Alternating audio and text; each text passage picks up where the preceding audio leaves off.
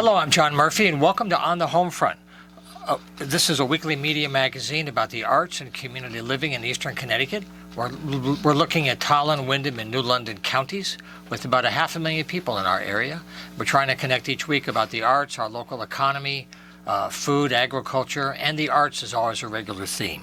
Our program this week has 3 segments. We're going to open in a few moments with a look at regional theater with Christy Lynn Sadowski from the Bradley Playhouse. Also with us is Eddie Krause from the theater staff. That'll be the opener for the show. Then we're going to focus on choral music from Voices of Concinnati. They have a concert coming up in October in Stores. We'll have a conversation with Sarah Kofeld about their incredible work with voice and harmony and spiritual work as well with the Voices of Concinnati. Then we're going to have Bev York back in the house. She'll be talking about her activities with Wyndham Arts and the Jilson House. So we have a busy show, and we're going to kick it off right away with Christy Lynn. And thank you both for being here today, as well, Eddie. So let's start out with what's underway now. That'd be a good beginning, is Clue. Is Clue, yeah. So let's talk about your vision for how Clue is going. It's been open for a few days. It goes until the 23rd. Mm-hmm. Plenty of time to catch that if you want to catch some theater in Putnam. How's it been doing? I think it's been doing really well. Very well. Yeah. The show's been very well received by audiences. People are finding it just hilarious. The actors are just hilarious on stage. It's from one line to the next. It's just like constant laughter. Mm-hmm. Does the murder weapon ever change, or is it? You'll have to come see and find out. Yeah. It's all a secret. Yeah. Well done. I get nothing out of these people. Yeah. And can you talk a bit about how you put it together, the staging, and what people will see in terms of how you use your theater space? So we have it looks like a simple set for the show. Right. But as the show progresses, you see it get more and more involved and difficult as they move through the mansion and the house and, Right. try to solve the murder. So I guess the best way that you can follow up on the chat we're having is go to the website to find out more about tickets and more information for the whole season. Just go to thebradleyplayhouse.org and you get all the information there. They can call Monday through Friday, 9 to 4. That's when the box office is open, and 2 hours preceding each show. Right. And also, you have a Halloween thing going on. A very traditional celebration at this time of the year is a presentation of Rocky Horror Show. What do you have planned for this year? So this year we have the Rocky Horror Show. It's not the Rocky Horror Picture Show. That's why I said it. It is the Rocky You did it Horror right. Show. You did it right. And I did my homework.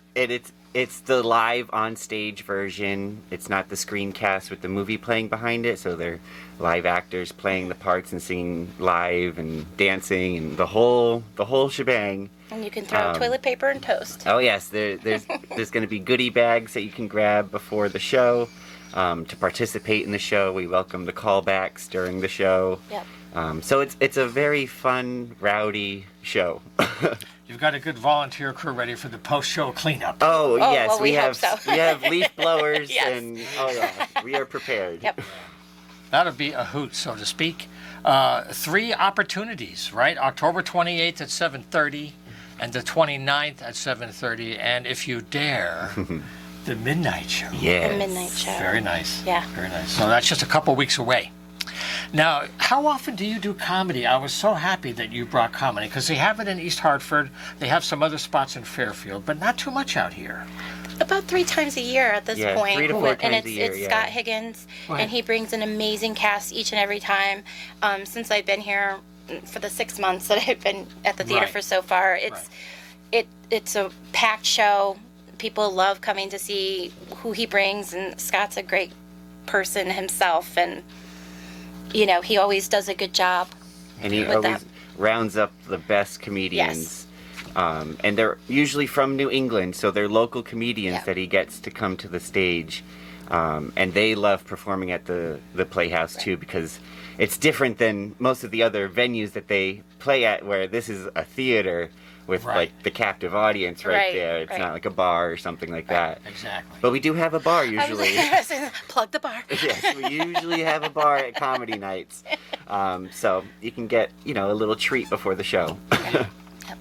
So how are you using the website now? What kind of feedback do you get from folks, and how are you managing all these activities during the year?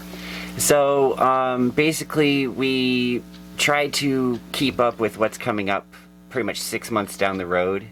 And, our season for next year will be being announced shortly within the next few weeks. Okay. So keep an eye out for that to see what's coming up for next year. And, we try to keep things up to date as far as making sure tickets are on sale for our shows and well in advance so you can reserve your favorite seat in the theater.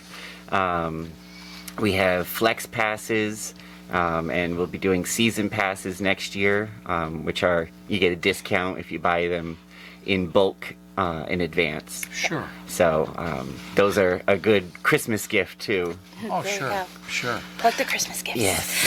It has to feel great. So many groups that are getting people to come. Just having people in the house. Yes. Yeah. Just getting that back again, right? Yeah. Yeah. Yeah. Now, how do the flex passes work? I'm not quite sure.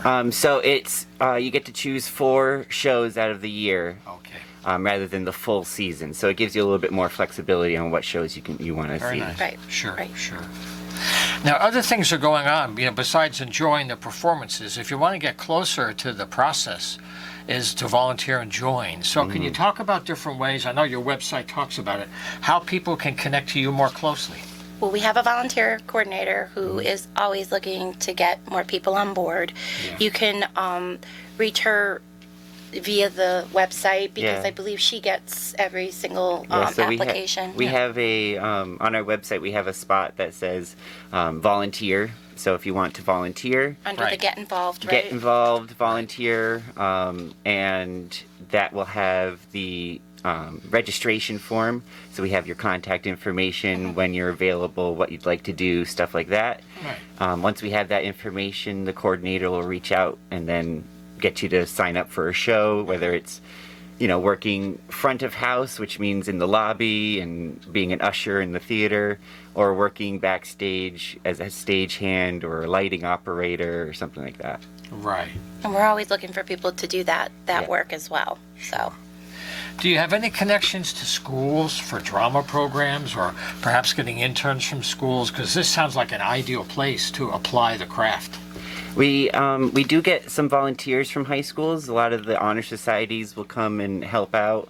We're looking for high school choirs and choruses for our Tree Jubilee coming up. Yes. that's the next thing that we're doing. So we're looking to get some community involvement with that event, which will be coming up the weekend after Thanksgiving. So for the 2 days, we're trying to line up live entertainment Mm-hmm. because this is our fundraiser. So what we're asking Yeah. businesses, individuals, families, whatever, also to do is to donate a pre-decorated tree, and we put them on display, and you buy tickets, and we'll have bags in front of each tree, and it's a drawing, and you win the tree. Oh, nice. Yeah. So you share one and you pick from the thing and then you maybe give it to someone as a gift, whatever. Yeah. Or it- you can donate it Yep, the next year the to next the year. fundraiser and Right. reuse it again for the fundraiser, or you can keep it at your house and And there will be Santa Claus, and I hear Mrs. Claus is actually going to make it this year. and So elves. they're getting along. you think. Yeah, Yes. yeah, Oh, yeah. Even with COVID. Yeah, they're even with getting along. COVID, they're back together, So we're really looking forward to that event, and for donations to that event, sponsors, things of that nature. So again, this is the other part of the Thanksgiving weekend, right? Right, right. And this is where, a lot of people do get their trees. I know that's one of our traditions in our family is Sure. we try to do it the weekend after, and it's not original because it's always packed everywhere we go. And the only time I don't think it was ever packed is when we thought it was really cool to try to, saw down our own tree. Not as fun as it seems. Aha. These are artificial trees. But these are artificial trees we're talking about. Absolutely. Save a tree. Yes. Now you wrap up the year with the classic Christmas Carol. Yes. So people know the story. So what's your spin this year? Perhaps we'll get the director in here. That's a story Oh, to that tell would be many great. ways, Yeah, right? because he wrote it. So he adapted the play himself. Yeah, so it's the classic tale, but adapted to specifically for the Bradley. So you won't be able to see this show anywhere else but the Bradley. It was adapted by Aidan Horrigan, the director of the show, and he just wanted to do something a little bit different and something that's special and specific to the Bradley. So it's going to be a little bit different than what you're used to as far as Christmas Carol, but the same themes and the same kind of Nice. ideas of the show. That's part of the fun of coming back, is it will be a different thing. Now, something we haven't touched on that we talked about is a lot of people don't know that the Bradley has a huge amount of history. That part of the state goes way back, and so does that theater. Oh yeah. It's incredible. Can you share a little bit of that history and why people are working so hard to keep it alive today? Well, I mean, just from what the little bit that I know, it's been in existence for over 20 years Something that we're like at that. this point. Yeah. It's had a couple fires, a couple of redos. It was a Right. vaudeville theater. It was a movie house. And back in 1991, Theater of Northeastern Connecticut Incorporated took it over. And they're the ones that have been keeping it alive for the last 30 and years. it's just yeah. a group of volunteers that wanted to bring theater to the northeastern Connecticut corner, and they've been doing it ever since. We've had new board members come on and Oh, sure. and new volunteers, but it's just been the basic love of theater and making sure that performing arts is available to do and to be involved with in this community, because there's not many places that you can go for theater and be able to, with no experience even in theater, Right. and Yeah. just be in a show with your family or with your friends. And so it's a completely different kind of experience for that kind of involvment. And supposedly there's a ghost. There's some ghosts. I've heard about that. Yes. Because the last time we were here, some people were talking about some of the history of the ghosts up Yeah. there. Yeah. I'm there probably more than most because I work at the theater. Well, you're I'm the theater business Yeah, I'm the manager? theater business manager, and I joked with Eddie one time. I go, I don't know if I saw something or I was just really tired that day. You probably saw something. It's a common occurrence at the theater. It's just kind of part of life there. But they're nice. They're very nice. There's nothing wrong with them. They're very nice people, and they. Are they bilingual? I don't know. I haven't had the chance to, give a little chat with them or anything. Yeah. But they are very nice, and we like to keep them around. Yeah. They give a little character to the theater. Yeah. Now, the thing about regional theater is there are different levels of theater networks at different scales of operation, right? So we have a small theater group that I've had on this program that are coming out of the Arts Center East in Vernon. And we have our own local theater guild here in Willie. And then there's the little theater in Manchester. Yes. So they're all, within people who live nearby, who drive, who live local. And can you talk about what it is about that kind of work that keeps people coming back? Because it's a lot of work to do a show, and you just go and watch for 2 hours. It is. But all the work people don't see, right? Yeah, But Right. people do it out of love for theater. and Right. everyone's a volunteer. Yeah. Everyone on stage, everyone working backstage, everyone in the lobby. Everyone takes time out of their life to be able Yeah. to do this. Right. Everyone has their jobs and their home life and everything, but they still take the time out of their busy schedules to come to the theater and put in the effort there. Yeah. Yeah. Maybe they do one show a year, or, whatever their Or they do Or- one show after the next. Some people, There's some a couple people enjoy it. that Hardcore. they have been in like every show the Yes. last 4 shows. So you might see familiar faces yes, in a few definitely. shows. Yeah. Which is nice because It you, is nice. you see people that you know, and you see people that, it might have been your pediatrician up on stage, or, Oh, that's right. your Never know. librarian, or, Or a former state trooper. Exactly. So it's people from all walks of life that come to the community theater, and that's why it's called community theater. Right. Do you find sometimes that people are kind of shy at first, and that they're curious, but they're not confident enough, or they think, I really can't make a difference. And then when they figure it out that it's true, they can make a difference, that all of a sudden a little spark goes off? Do you see that with some volunteers? There's some volunteers that are shy at first, and then there's some volunteers that are just very, let's do this, let's get Yeah. something done. Okay. So it's like I said, we All take types. all types of people, all types of personalities. It's a fun group to work with, and to be able to deal with different people that are more outgoing versus more people that are more shy. Right. And they all kind of work together just to put on a great show. Right. So they end up helping each other come out or be less forward or. In all age groups, we have young people to retirees. Like, there's just all That's cool too. different people from all different walks of life. And there are people that, even if they've moved away, they come back because they love this particular theater so much. That's sweet. Yeah. So it's Well, I nice. want to thank you for being here today and you're for all the welcome. good work you do throughout the year. We'll look forward to getting you back at the end of the year again. We have you back for an occasional update. The website to follow up on everything we've talked about is the bradleyplayhouse.org to get tickets, schedules, to get involved, to join. I thank you again for being here. I wish you well in a great season. Thank you. Thank you. Okay, well, what we'll do now is for our second guest, we're going to focus on the Concenaire vocal community. You've heard them as the Voices of Consinity. They do incredible choral work. We're going to hear a recording before we talk to Sarah Kofold from the choir.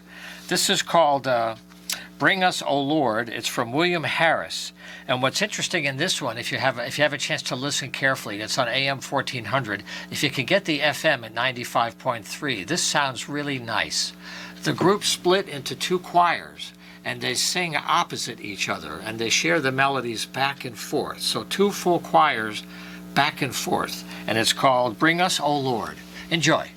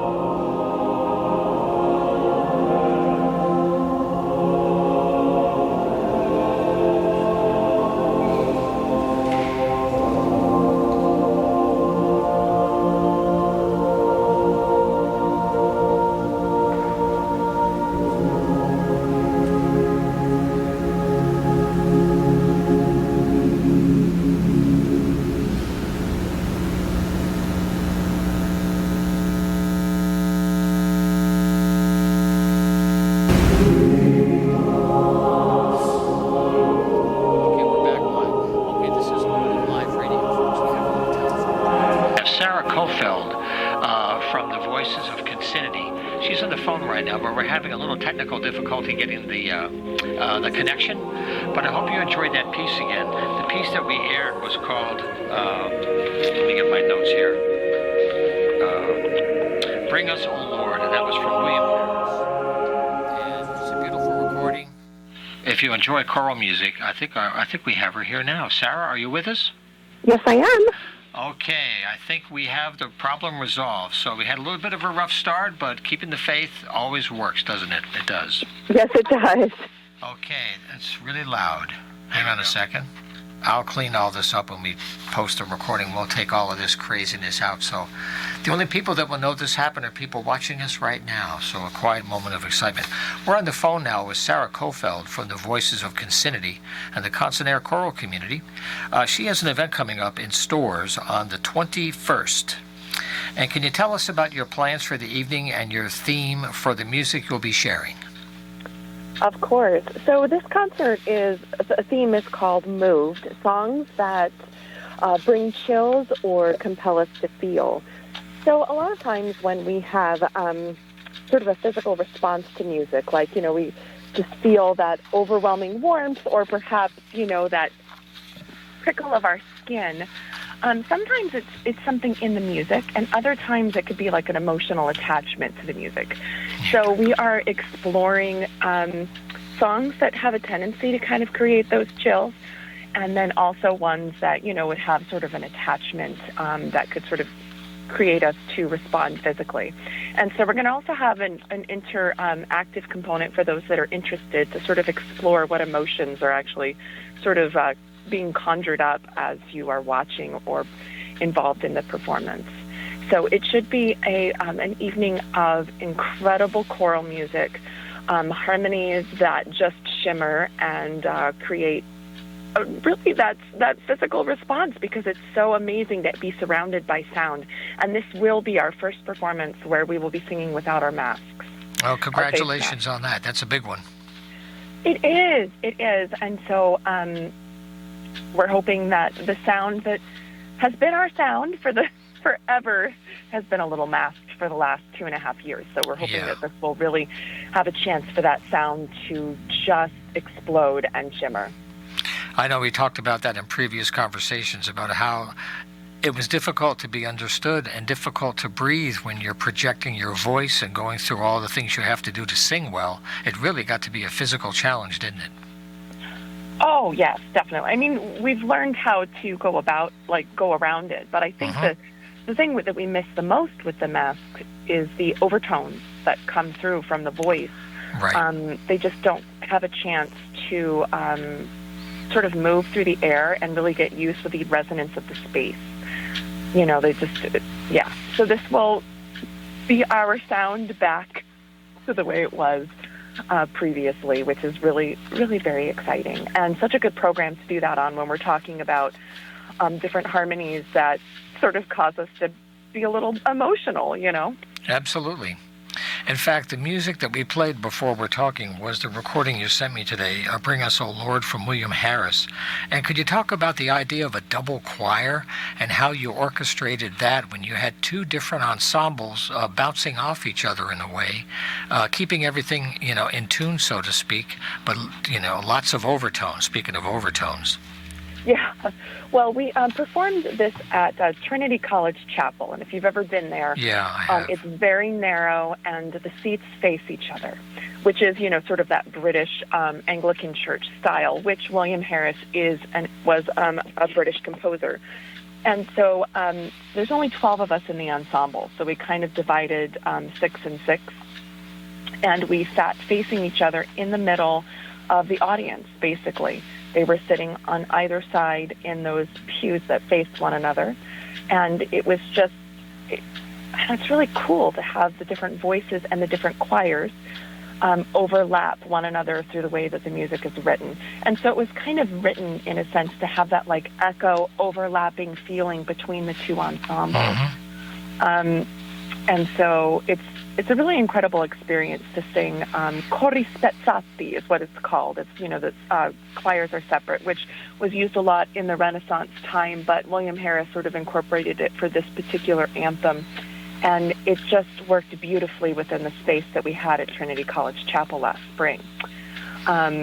It's just a beautiful piece, and it just shows that singing together creates so many different colors, and it's just a beautiful experience, and we can't wait to do it without masks. I know. The thing we talked about last time was the incredible difference when you're using your voice as an instrument beyond the words, but there are no instruments actually, so you really have to follow each other, breathe together, listen deeply while you're trying to stay on pitch at the same time. Yes. Yeah, that's a challenge at times, depending on the particular song. It is hard to sometimes stay on pitch, but there's something beautiful about voices only. Right. It's just a special sound, and the tuning that you can create with just voices is very similar to that which our ears are used to hearing, as opposed to equal temperament, which is what a piano is, or an organ is divided up into the equal temperament. So, right. Well, what we're talking about with Sarah is going to happen in Storrs at the Storrs Congregational Church on Friday, October 21st at 7 p.m. And I want to mention the website because they have some of the recordings available there for you to hear and information. If you want to track their performances, you can do that. And on the flyer for this event called Moved that we're talking about, the website is consinityct.org. That's CONCINNITYCT.org. Now, can you talk about the Consinair choral community and what consinity means as a unifying point that you're all sharing? Sure. So, consonare means to sound together. It's that if you imagine Italian for consonants, is consonare, and we are a choral community based in Mansfield, Connecticut. And our goal is to build community through choral music. So one of the ways that we do that is through sponsoring a number of ensembles. So we have community ensembles, which one is for sopranos and altos, and that's called Choir Matrix. We have Consonare Youth Choir, which rehearses at the same time as our soprano alto choir.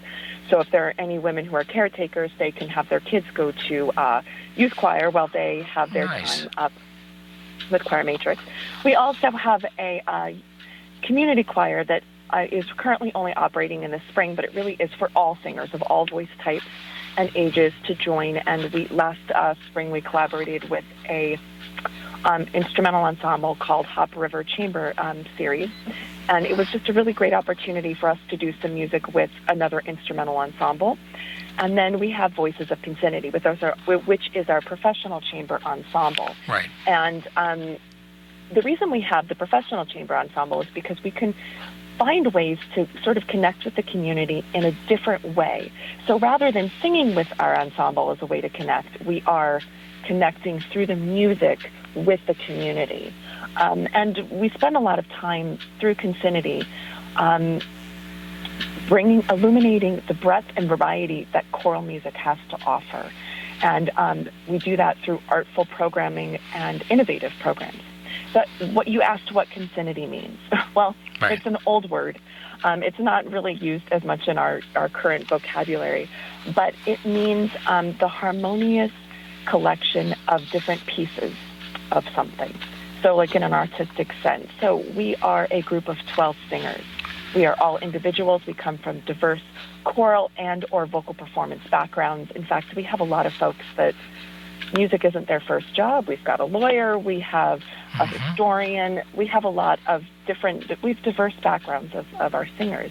Yet we come together and find a way to create that beautiful sound. They put out such wonderful musicians from that university, and so it's nice to be able to create that connection. And we're performing on the Yukon campus, essentially, at Storrs Congregational Church.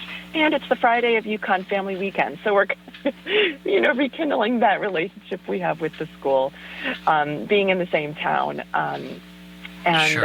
just finding a way. But yeah, it's important for us to continue to connect with the community in different ways. Not just through musical means. We also do it through raising money and that sort of thing. This time we're the tickets are $15, or they're also free for students. We really want students to have an opportunity to experience it. So again, this is the Storrs Congregational Church at the intersection of Route 195 and Hillside Road, right on the Storrs campus. Oh, it's North Eagleville. North Eagleville, sorry about that, North Eagleville, right, North Eagleville, not Hillside. It used to be. Anyway, 7 o'clock on Friday the 21st. We've been speaking with Sarah Kofal, the artistic director of the Voices of Concinnati. I wish you a great turnout and a great season ahead, Sarah. We'll look forward to having you back later in the year for your next program. Thank you. That sounds great. In fact, our next program is at St. Mary's at Willimantic with all of our choirs on November 19th. So hopefully folks will put that on their calendars and come down to St. Mary's across from Shabu Stage. Oh, wonderful. Please send me information on that and we'll talk again, okay? That sounds good. Thank you so much, John. I really appreciate it. Thank you, Sarah. Take care now. Bye-bye. Thanks. You too. Bye-bye. Okay, you're listening to or watching On the Homefront here on WILI. Our programs have recently changed now. We're doing live radio here on Wednesdays from 5 to 6 p.m. They're video recorded, the good, the bad, and the ugly as they were, and they go on the WILI radio YouTube channel. We're also arranging to get them on channel 192 on the Spectrum Public Access channel. And the audio from our programs is rebroadcast on WECS at Eastern. So we're trying to give our guests and their stories as much exposure as possible each week. So we have another segment coming up with Bev York. She just arrived. She's talking about some of the events with Wyndham Arts and the Jolson House Museum. But now we have a short musical break with one of my favorite area musicians, the wonderful, beautiful, talented Patty Tuitt. She has a new record out that's doing very, very well. This is a track right now that I want to send out. It's a good message, too, for these days. It's called Digging Up Out of This Hole. This is music from Patty Tuitt, and we'll be right back.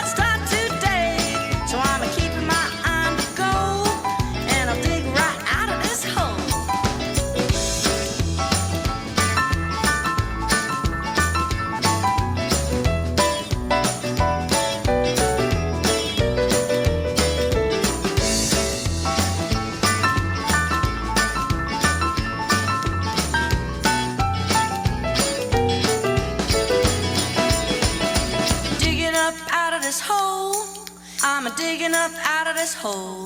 Well, I'm a digging up out of this hole. I'm a digging up out of this hole. Well, I'm a digging up out of this hole. I'm a digging up out of this hole. Well, I'm a digging up out of this hole. I'm a digging up out of this hole. Well, I'm a digging up out of this hole. I'm digging out of this hole. Well, I'm a digging up out of this hole. I'm digging out of this hole. Well, I'm a digging out of this hole. I'm digging out of this hole.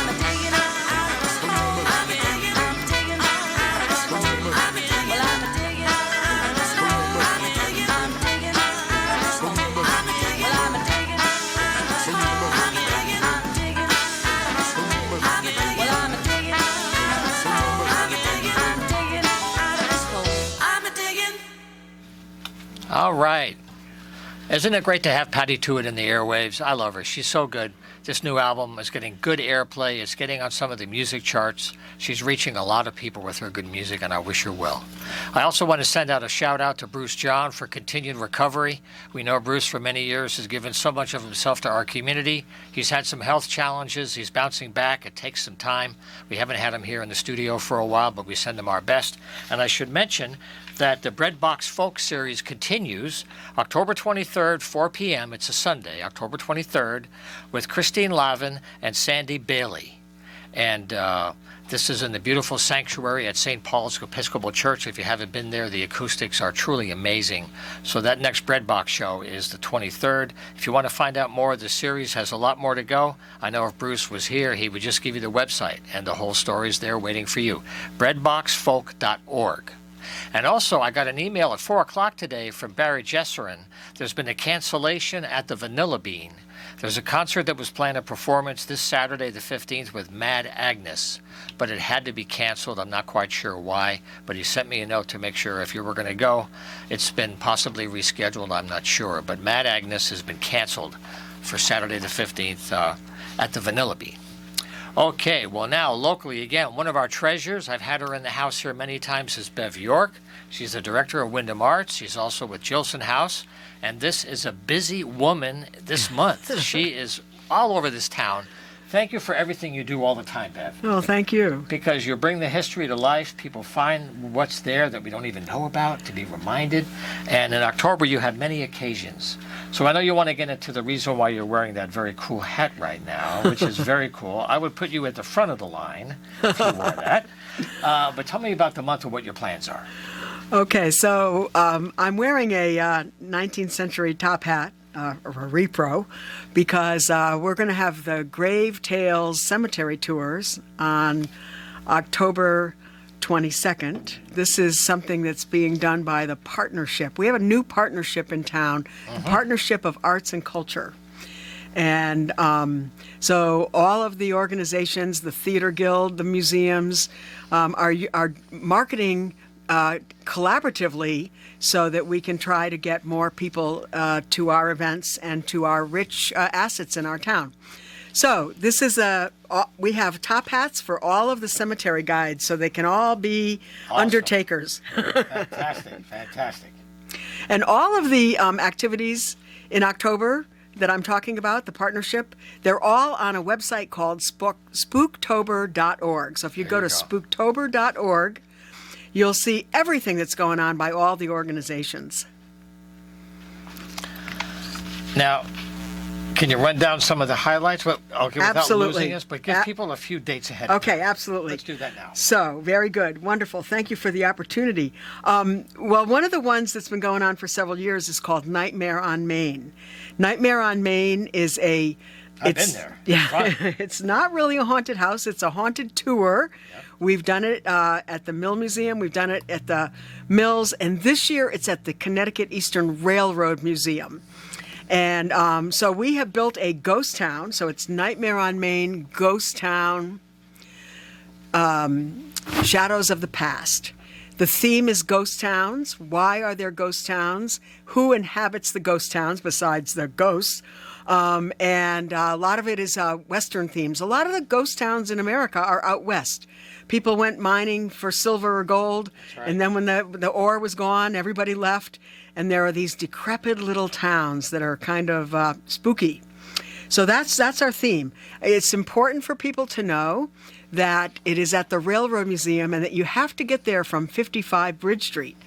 If you Google the Railroad Museum, you end up in the middle of a cemetery. So you must use GPS 55 Bridge. If you haven't been to the Railroad Museum, there is a long dirt road, so it really gets you in the mood. It's perfect. And so there's a show this Friday, the 14th, this Saturday, October 15th, and the following Sunday, October 23rd. Something we haven't done before, we're doing this year, is a children's opportunity to go trick-or-treating at the ghost town. They won't see the show because the show is really for teenagers and adults. And You mean they might get a little spooked? But they can go during the day on the 22nd in their costumes and trick or treat in the ghost town, and go to the saloon and the blacksmith shop and meet the folks. But So they won't. during the day, the chainsaws aren't real. Is that the idea? That's correct. We Okay. never use chainsaws. We're not gore and blood. We're creepy real history. That's what we are. Okay. Yeah. No offense intended. So we hope people will come out for Nightmare on Main. I'm also very involved in the Jilson House, and the Jilson House has put up an exhibit called William Jilson's Wake. And we have dressed the house like they used to do in the 18th and 19th century. So when people died, they died at home, usually, or on a battlefield. And so Mr. Jilson died in the house.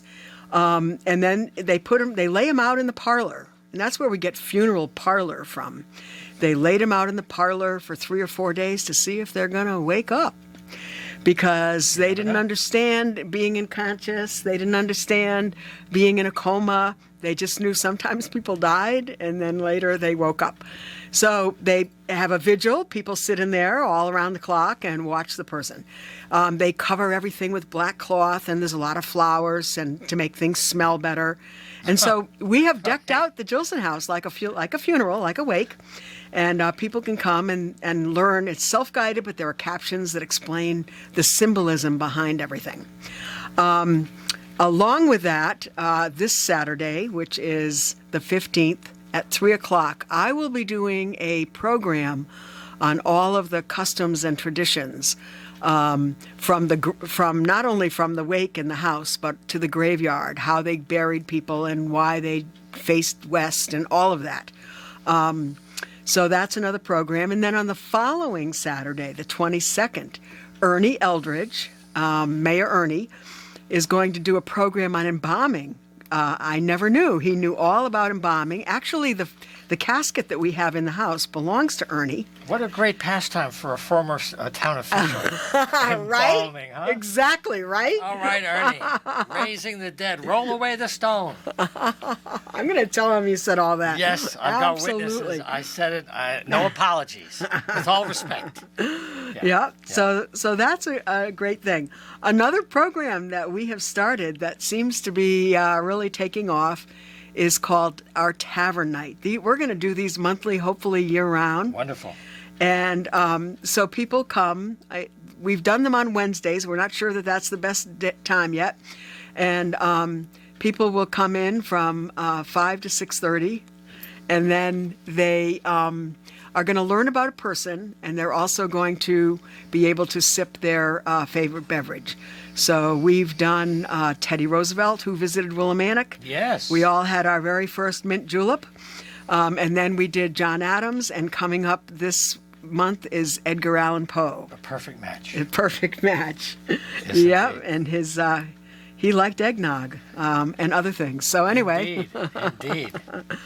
so we encourage people to come to the Jilson House, and they're certainly hearing about the events right now on your show, but also they can visit spooktober.org for details and times and so forth.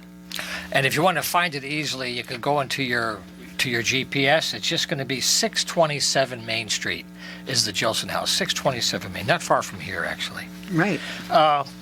Now, this is a very busy month. You had mentioned you have a Christmas Carol coming in November, December, right? Right. That's you're kind of planning ahead for that one, right? We're planning ahead, and, Yeah. and I'd like to just mention that because we're looking for a few people who like to act. We're going to dress the Jilson House as Dickens' Christmas Carol. So each room in the house will be a scene from Scrooge's counting house to Mrs. Cratchit's kitchen. But we also would have a couple of events where we want to have people play some parts. We want a Cratchit. We want a Mrs. Cratchit. We want a Tiny Tim. We want a Scrooge. I'm not looking at you or anything. I'm just saying. But I could audition, perhaps. we'd like to have a few people, and this is not a big thing. We're going to have a couple rehearsals, and they'll just be small parts. But it would really bring it to life if we actually had some of the famous lines, So that's our hope. So I'm mentioning that because anybody who's interested can contact me. at Bevis History at Yahoo or director at Wyndham Arts. And we'd love to see if we can get them in our little event. Do you think the partnership after Spooktober.org, people have tried to collaborate for a long time, like coordinating calendars, so you try not to have big events on the same weekend? It happens by accident sometimes. Yes. But it's nice to have the collaboration. Are they looking beyond Spooktober, or is this kind of a test to see how it goes? Well, we are looking beyond Spooktober, and we hope to be doing it going forward, absolutely. Great idea. We have a lot of the museums on board. We have a few from the outside area. For instance, the Lebanon Historical Society is part of Spooktober. They have an extremely unusual child's hearse. So in the 18th and 19th century, a horse-drawn hearse, they were black, but for children, they were small and they were white. I have never seen another one. They have one. It's in beautiful condition, and it's on exhibit for Spooktober. So collaborating with all of the museums in the area and other cultural events, we're getting some arts groups involved. We've worked with Kathy Shires of RAC, and I just think it's going to help all of us. Yeah, RAC is the Wyndham Regional Arts Council here in town. I've had Kathy on a few times. They're a fantastic organization right here in town. Yes. Yeah. Well, congratulations on all this good work. It's so great to have you here. There's so many things that you're tied to all year long. We'll try to have you back next month closer to the holidays. Oh, thank To you. see what's happening, okay? Thank you so much, John. Sure. Wish you Matt. good weather, great attendance, and enjoy the railroad stuff. That's going to be just amazing. It's going to be great. Yeah, It's gonna be thank great. you. So check that out, folks. Just go to spooktober.org, right? Spooktober.org, and you'll find out how this collaboration can continue. Well, that's how we're going to wrap it up this week. Again, I just want to give you a couple of quick reminders. Again, if you joined us at the Vanilla Bean, they had a last-minute cancellation of Mad Agnes for this Saturday, October 15th. The event is canceled. It might be rescheduled, but it's off for now. I also want to mention the Breadbox Folk Concert, October 23rd, 4 p.m. on Sunday. And if you're near Eastern at all, the theater people are doing Oedipus the King. It's this week.